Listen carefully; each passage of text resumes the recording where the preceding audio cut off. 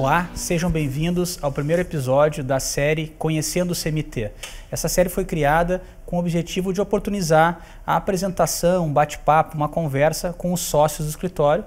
E nós temos a satisfação hoje de ter no primeiro episódio dessa série o Luciano Tim, um dos fundadores do CMT, que está aqui presente para iniciar essa conversa. Luciano, obrigado, né, por abrir a série, pelo convite, por ser a cobaia, né, sim. Dessa nossa iniciativa aí.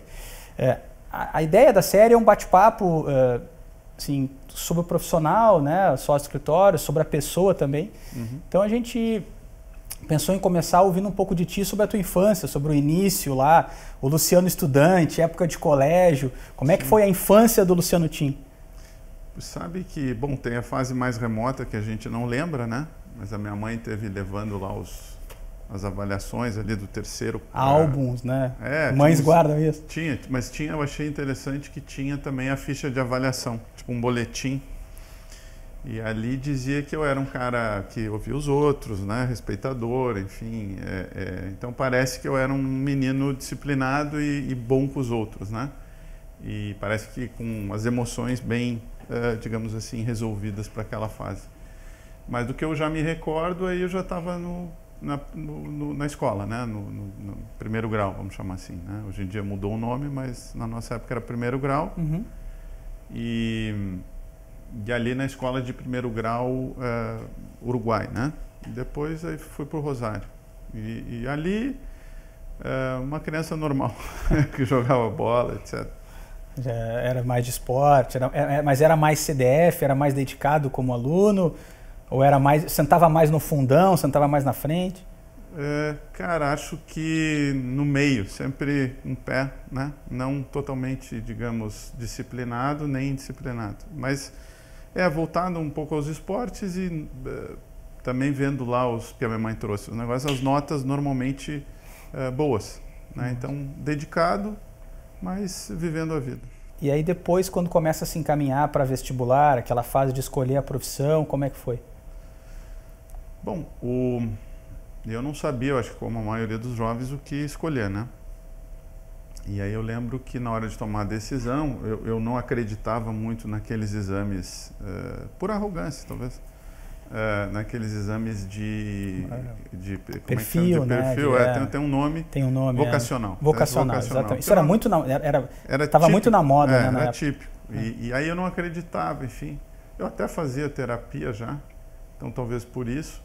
Mas aí eu usei uma técnica de escolha que era o seguinte, eu era bom de matemática, mas era bom de história. Então tinham caras que eram melhores que eu em matemática e piores em história. Então eu pensei, o que conjuga essas duas coisas? E economia para mim era né, é tipo uma engenharia social. Você tem que ser bom em matemática, mas também tem uns aspectos históricos. E aí pensei também naquelas coisas óbvias, pai e mãe economistas, falei, cara, não devo ser ruim nisso. Então botei isso. E aí um dia eu lembro que eu estava lá no Rosário, olhando assim para fora, no pátio, e vi umas estátuas, e aqueles caras pareciam políticos ou assim da área judiciária, poder. Eu falei, cara, vou botar esse negócio aí na PUC, isso aí deve ser legal. E aí botei, eu achava que ia passar em economia, que não era tão concorrido, na Federal, que era o meu objetivo, e botei na PUC, direito. E talvez Freud explica, quando eu passei na PUC, fiquei mais feliz quando eu passei em economia na URGS, que teoricamente não deveria ser. Era mais difícil, né? E aí, como é que foi o início da vida universitária lá? Então, no início, você cursava economia na Federal e o direito na PUC. Como é que foi esse início? Conseguiu levar as duas até quando? Como é que eram as diferenças dos cursos? Como é que foi esse período? Sim. Bom, eu comecei pensando em ser um economista que faria um plano econômico juridicamente consistente, porque na época a discussão eram planos, né? A inflação. E a inflação ainda não tinha sido debelada. Eu achava a economia mais interessante que direito, assim, em tese, né? Assim, lida com comportamento, tem a parte mais de matemática. Mas depois você vai vendo que o direito tem 2.000 anos, né? Então é uma coisa muito sólida. E tinha mais oportunidade de trabalho. A economia não tem trabalho no Rio Grande do Sul, não tem banco, tinha bolsa mais. Mas eu comecei pensando em ser economista e o direito como complementar. E aí, cara, bom, a federal é muito diferente da PUC, né? Não tem aquela coisa de turma, meio bagunçado, estrutura ruim, bons colegas, né? Assim, caras inteligentes, todos se deram bem, muitos deles, pelo menos, que eu acompanhei, mas não tinha uma turma, né? Depois veio greve e aí acaba desmotivando, né? A PUC é aquela coisa mais organizada, enfim. Mas o que foi, para usar uma expressão Faria Limer, né? O que foi um game changer foi que eu não consegui sair do exército, porque naquela época todo mundo tentava se mexer. Para sair, né? E eu lembro de falar com meu tio, que é milico. Ele disse, não tem problema, vou mandar te servir na pé. Daí me desesperei e tal, daí eu acabei me preparando para servir e suspendi a economia, alguma coisa assim. Eu botei direito de noite para me preparar para fazer o CPUR. E aí, 2, 3 semanas depois de eu estar lá no CPUR, o coronel, eu tentei convencer o cara, eu fazia 2 faculdades, o cara me chamou, tá, vai, deu o excesso de contingência. Não me incomoda, né? Deu excesso de contingência. E muita gente queria, claro, né? Porque tinha um salário depois. E ali, cara, no fundo, acabou que naquele momento eu comecei a pensar mais em ser advogado do que ser economista e a economia virar complementar. O pessoal do direito não entendia o que eu queria na economia e isso acabou me desmotivando a terminar a economia. Mas eu fiz 3 anos do curso que dá mais ou menos metade dos créditos. Claro. E dá toda a base, né? E dá uma base que... De pensamento depois eu econômico, acabei indo estudar na Inglaterra Direito Econômico e, por acaso, acabou ajudando. E como é que foi aí o início da vida profissional já como advogado, né? Já da formação jurídica mesmo? Depois da formatura no direito, como é que foi o início da sua experiência profissional? Bom, aí, na época, eu lembro de analisar o mercado de trabalho, os escritórios de advocacia, todos familiares, né, no Rio Grande do Sul, então eu não via oportunidade de crescimento. Então eu pensei, não, vou fazer concurso, né? E aí comecei a estudar, fiz estágios. Meu primeiro estágio foi pelo CIE, no jurídico da Habitasul. Mas aí eu tinha ideia também de diversificar, depois aí eu fiz um estágio no escritório familiar de tributário. Daí eu quis mudar e fui para um escritório sindical trabalhista, eu aguentei 1 mês só, eu não me identifiquei. Eu me identifiquei com os caras comemorando a vitória e tal, mas não a matéria, não o lado que eles estavam. Daí eu justamente saí desse escritório e comecei a me preparar para a magistratura. E aí, por razões diversas, eu tive um convite para trabalhar no Tribunal de Justiça. Eu lembro que a época foi um divisor de águas. Eu tinha sido, pela economia, sido selecionado para trabalhar numa Big Four. E aí eu lembro que um desembargador me disse, e esse foi um dos erros da minha carreira, ele disse, olha, vem trabalhar aqui, bom, um erro, enfim, mas como eu queria na época concurso, eu disse, não, vem cá trabalhar comigo no tribunal, você vai aprender e tal, como funciona, e aí você vai ganhar o dobro e trabalhar a metade, porque na época era diferenciado. Aí eu acho que para o que eu sou hoje teria sido mais interessante o Big Four. Mas aí me preparei. Aí o que aconteceu foi que também ajudou para isso. Eu vi que ali eu não poderia ser juiz, né? A atividade eu não me vi ali. Então, quando eu me formei, eu acabei, como eu tinha estudado para o concurso para juiz, eu acabei passando na seleção do mestrado da URGS. Eu consegui bolsa e dali tomou um outro caminho. E nos fala um pouquinho Ou seja, desistir do concurso. Desistir do concurso. E nos fala um pouquinho dessa sua vertente acadêmica. Aí você falou que foi para o mestrado, aí depois fez doutorado e tal. Fala um pouquinho do Luciano acadêmico. Foi totalmente por acaso. Eu não tinha a menor intenção. Tenho na família, né, professores universitários, vários. Então pode ter sido uma coisa que estava lá, mas eu não tinha planejado. O mestrado, no fundo, ele entrou não como algo que eu tinha planejado, ambicionado, mas como que apareceu naquele momento, né? Só que aí uma coisa leva a outra, porque daí na época os escritórios eram familiares, aí eu tentei abrir uma área civil do escritório trabalhista. Poxa, só que muito jovem e com muita ansiedade, né? Então eu hoje sei que demora, mas na época eu, depois de um ano prospectando, não andando, e aí surgiu uma oportunidade de dar aula na PUC. Eu tinha 25 anos, eu falei, cara, vou complementar a renda, também é uma exposição excelente boa, oportunidade, né? Né? Então foi absolutamente aleatório, né? Meio, não foi uma coisa planejada. Então, só que aí uma coisa vai levando outra, porque eu terminei o mestrado, eu comecei a dar aula, gostei, né? E aí o falecido Roberto Campos, na época, mandou um folheto para estudar na Inglaterra, eu segui aquilo, fiz uma seleção, e aí fui fazer o LLM, também sem grandes pretensões acadêmicas ali. Fiz lá e tal, voltei, aí entrei no doutorado da USP, na matéria que eu dava na PUC, que também é totalmente aleatório, que era História do Direito, aleatório porque eu gosto de história, mas a matéria que eu queria dar era contratos. Né? Sim, que eu gostaria, né? Então demorou para eu dar aula de contratos. Mas no fim peguei gosto, mas não como atividade precípua, né? Como complementar. Voltando agora para o Luciano advogado, né? O que é ser advogado para você hoje? Assim, e um pouco também o que essa experiência toda anterior, né? Seja lá desde o Luciano lá do colégio, depois do início da economia e a própria experiência acadêmica, o que é ser advogado hoje, Luciano? Olha, eu aprendi isso, eu acredito, bom, na prática, né? Com diferentes advogados, eu trabalhei com um que dizia que era o melhor advogado do Brasil na área dele, e eu achava na época um pouco pretensioso. Hoje eu vejo que ele era, né? Pela forma criativa que ele lidava com os problemas, ele nunca via a doutrina, ele dizia, cara, esquece doutrina, ele dizia para eu estudar só os fatos e aí a gente criar, né? Então ele dizia que o cara que procurava ele não procurava para ler um livro de doutrina, né? Mas para criar, achar soluções, enfim.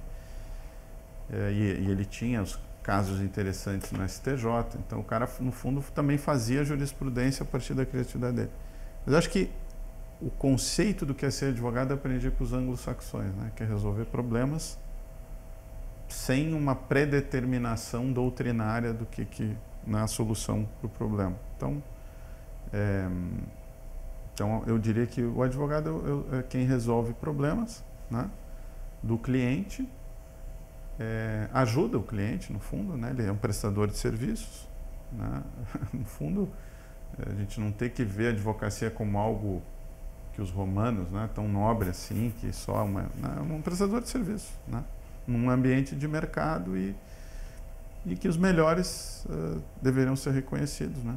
Por achar soluções mais criativas, melhores, claro, dentro da lei, evidente, mas não naquelas amarras conceituais doutrinárias e modorrentas.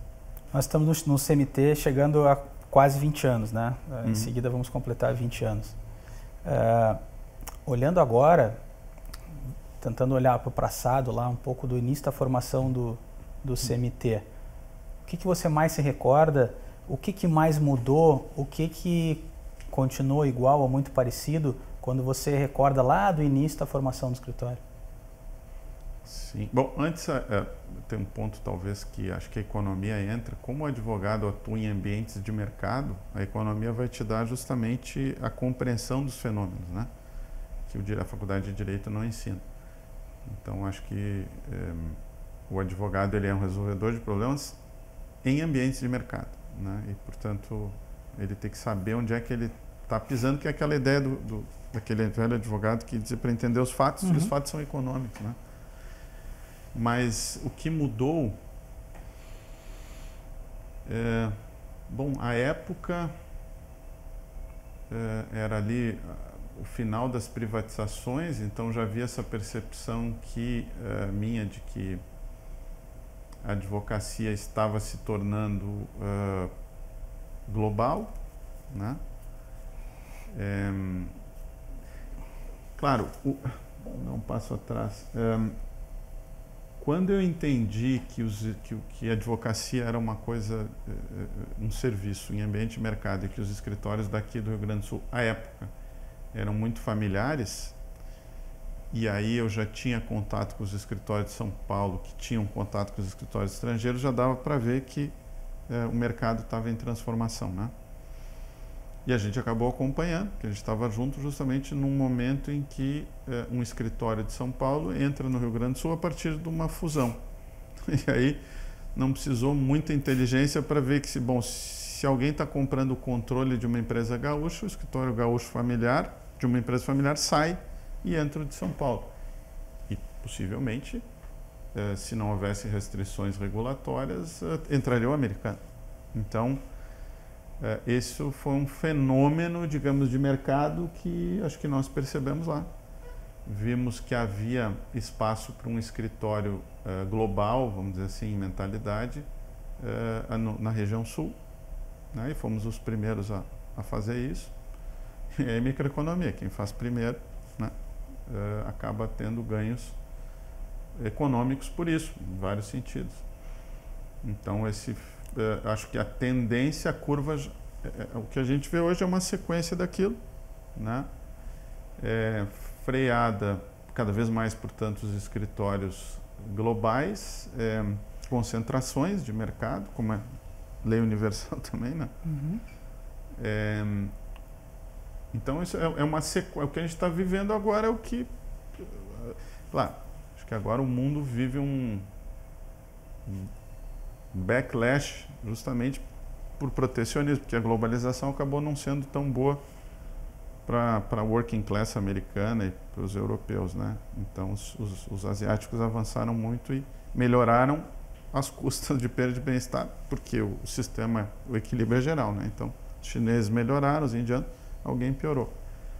Então, acho que agora a gente vai ter que ver o que vai acontecer. Mas até agora foi uma onda de globalização e de inserção dos escritórios de advocacia nesse cenário. No Brasil, um pouco de fora, porque a OAB protege, mas eu não vejo, eu não vejo diferenças substanciais, apenas uma sequência daquilo que vem acontecendo, né? Os escritórios e as empresas familiares sendo adquiridas e, portanto, né, os escritórios, as empresas se concentrando, os escritórios se concentrando. Claro, eu acho que o que é novo daquela época, que de fato eu não via, é a tecnologia, né? Como ela foi, para usar uma palavra, disruptiva. De fato, não existia Uber na época, não existia Airbnb, né? Não existiam redes sociais. Então isso de fato foi novo, e o quanto a tecnologia acelera e rompe com isso, eu acho que é muito cedo para falar. Ainda tem muita espuma, né? Acho que o que eu ainda vejo no mercado de advocacia é que ainda há aqueles escritórios consolidados, enfim, e o quanto que a tecnologia, claro, ela vai mudar provavelmente o contencioso de massa, do diligence, né? Mas talvez ela entre também. Eu estou acompanhando um grupo do CNJ lá sobre precedentes, só que é tanto processo no Brasil que é difícil saber o precedente. Então a tecnologia pode ajudar aí, né? Então, acredito que o que era antes fundamental para entender o mundo, que era economia, hoje talvez seja tecnologia. E neurociência, né? Acho que são as duas frentes aí para o direito. Qual é a melhor qualidade do Luciano advogado? Pois é. Acho que é querer resolver o problema e tomar, digamos assim, e tomar parte do risco com o cliente. Não tenho medo, né, não vou deixar o cliente sozinho com o problema dele, né? Então, acho que é, claro, não cruzando fronteiras, evidente, mas me identificando com o problema do cliente, não deixando a pessoa abandonada ali com o problema, né? Acho que é isso. Recentemente você teve uma experiência no governo, né, no Ministério da Justiça, liderando a Secretaria Nacional do Consumidor. Nos fala um pouco sobre essa experiência, o que ficou dessa experiência para o Luciano advogado? Acho que é um depoimento importante. Bom, eu não estava preparado para aquilo, né? Porque o setor privado é muito diferente. A minha última passagem pelo setor público foi aquela no judiciário na época da faculdade, e o judiciário é um poder à parte, é um poder rico, né? O poder executivo é um poder pobre. E tem que resolver todos os problemas, no fundo, né? Saúde, educação, enfim. O judiciário é uma ilha. Fruto desse bacharelismo do Brasil, né? Os advogados, enfim, a classe se apropriou do orçamento do país, enfim, uma questão histórica. Mas o executivo não estava preparado, as coisas são muito burocráticas. O que eu aprendi, no fundo, o nome do prédio do Ministério da Justiça é Faoro, né? Prédio bonito e tal, lá da década de 50, né? Em homenagem ao Raimundo Faoro, né? Sim. Obviamente. Não, eu acho que como o Faoro é da década de 70, em algum momento mudou o nome. Sim, não sei quando. Sim. Mas eu não sabia que o nome do prédio era Faoro. Também eu não. Descobri quando eu estava saindo do Ministério, confesso. Eu fui olhar e tal, porque eu acho que ele é da década de 50, é patrimônio, né? Ele é tombado, etc. Eu acho que é um dos 2 prédios mais bonitos. Aliás, é interessante porque reflete o que era o direito e as relações internacionais quando Brasília foi construída.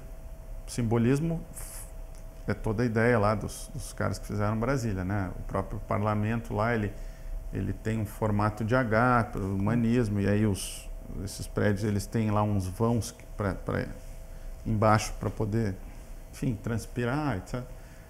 E ser aberto. E aí o simbolismo é que tem o Supremo, tem o Congresso, tem o Alvorada, né? Os 3 poderes, e os 2 prédios que seguem, Relações Internacionais, Itamaraty, um belíssimo prédio, e Justiça. E os outros, Economia está lá no fim. E hoje, Economia é o ministério mais importante, é o caixa do governo, é o CFO, né? Vamos assim. Exato. Então eu brinco que se Brasília fosse reconstruída, provavelmente Justiça, o Ministério da Justiça é muito enfraquecido hoje, porque a política pública da Justiça, que deveria ser feita pelo Ministério da Justiça, em outros países até em alguns países o Judiciário é dentro do Ministério da Justiça, o CNJ faz um poder, como eu disse, hipertrofiado. Então, no fundo, é um ministério que eu acho fraco, enfraquecido, fica muito com temas da Polícia Federal, etc. Tem o tema do consumidor, que eu acho até que poderia estar dentro do CAD, né? Mas, bom, o que fica, né? Bom, primeiro que Faoro está certo, né? O livro dele, Os Donos do Poder, Brasília tem donos, né?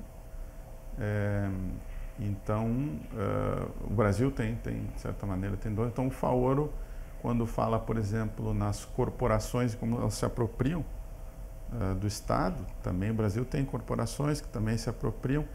Então, é muito difícil você fazer mudanças ou... a gente está acompanhando agora esse tema aí das vacinas, mas eu que já sentei lá, eu sei que não é simples você assinar um contrato. Você vai ter que passar pela Conjur, que tem que ser da AGU. Você não pode assinar um documento sem autorização, que é importante, você tem que ter alguns controles, uma coisa desse tamanho, mas o fato é que, e também não dá para fazer uma analogia, que eu acho lá totalmente equivocada, de governo com empresa, né? Então eu vou administrar como... Não, você tem que ter metas e tal, mas é completamente diferente. Você tem que seguir um direito administrativo do século XIX, né? Então é muito formal o interesse por aquelas coisas.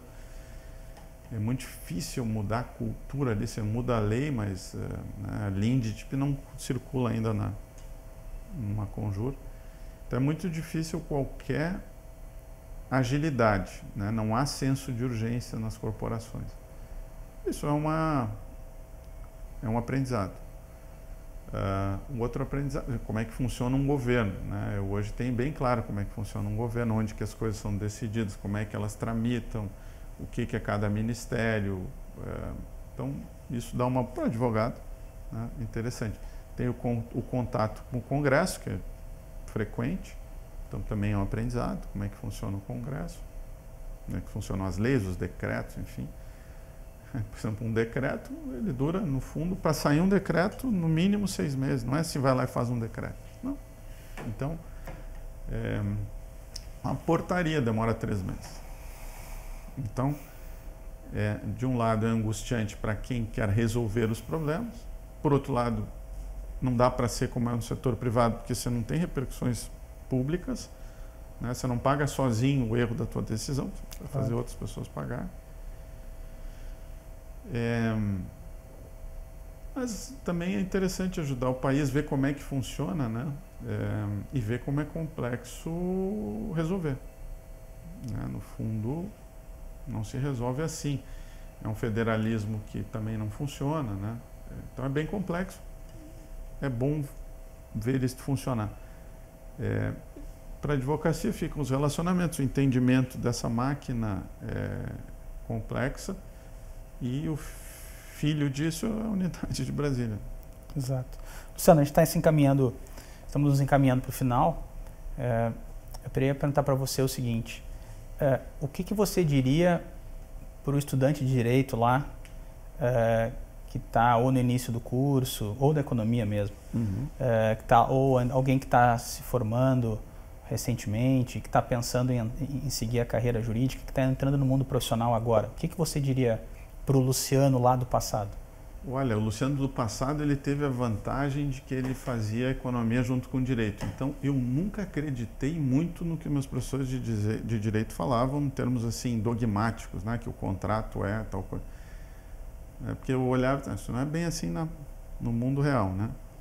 Então, eu diria para não acreditar muito em conceitos dogmáticos, né? Eu acho que para quem não faz 2 faculdades, e o dogma no sentido, vale para os economistas, não acreditar porque está modelado matematicamente que vai funcionar. Então, o economista tem que botar o pé na realidade institucional, que o direito dá, que são os problemas, né? O direito da economia, problemas concretos a serem resolvidos. Isso é o que é interessante do direito, e nisso o direito é mais interessante que a economia, né? São problemas que a gente precisa resolver. Só que a faculdade de direito não tem os instrumentos para resolver os problemas que ela gera, porque está muito atrasado, né? Eu acho que é o campo da ciência, nem é ciência, né, no fundo, mas se for, ela é normativa. Então, o jovem ele teria que estudar, me parece, estatística, né? Não precisa nem, se não quiser estudar economia, mas estatística, que é a ferramenta. Tecnologia, né? Porque, de fato, não precisa programar. Eu brinco que, antigamente, eu dizia para os caras que eles tinham que, para as pessoas, não precisa fazer escrituração contábil, mas tem que ler o balanço e conseguir dialogar minimamente. Então, acho que a tecnologia não precisa programar, mas tem que saber as possibilidades até para saber até onde é que vai. Então, eu diria para, sem dúvida, não ficar só ali naqueles conceitos, que, no fundo, eu montei até uma graduação aqui em Porto Alegre para Unicinos, então eu estudei bem os currículos. Muitos currículos de algumas faculdades tradicionais remontam ao século XIX. Totalmente ultrapassado. Obrigado, Luciano. Valeu, um abraço.